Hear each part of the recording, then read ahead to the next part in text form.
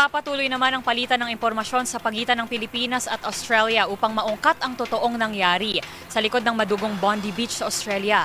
Ito'y matapos mapag-alamang nanggaling sa Davao ang mag-amang suspect bago maganap ang krimen.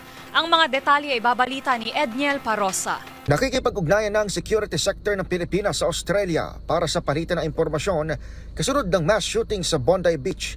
Ayon kay National Security Advisor Eduardo Anyo, partikular na inaalam ng otoridad ay kung ano ang naging pakay ng mag-amang gunmen nang pumasok sila sa Davao bilang turista.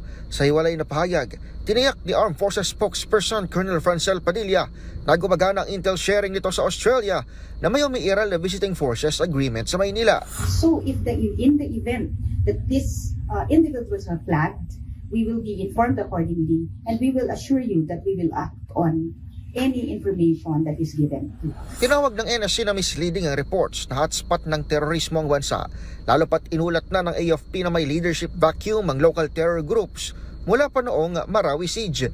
Binigyang diin ni Anyo na mismong United Nations at Amerika ang nagsasabing remnants na lamang ng naturang mga grupo ang natitira sa bansa. Sa datos ng AFP, mula 1,257, buwaba na umano sa nasa 50 na lamang ang kalat-kalat na miyembro ng LTGs. Sa hiwalay na pahayag, sinabi ni AFP Chief of Staff General Romeo Brother Jr. na sa ngayon nakatutok ang investigasyon sa mga pinuntahan at nakausap na mag-amang shooter nang sila'y bumisita sa bansa bago ang terror attack sa Australia.